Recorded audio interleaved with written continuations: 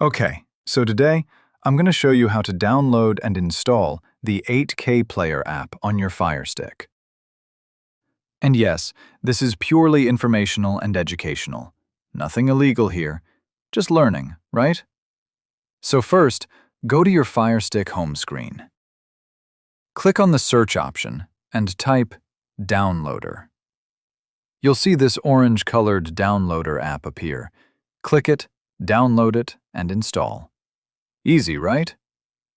Now, here comes a tiny bit of settings stuff, but don't worry, it's simple. We need to allow third-party apps. Go to Settings, My Fire TV, then About, and click your device name 7 times. Boom! You're now officially a developer. Next step, go back one step, click Developer Options, and turn on ADB debugging and Apps from Unknown Sources. Don't forget to give downloader permissions too. Super important. Okay, now go back home, open Downloader.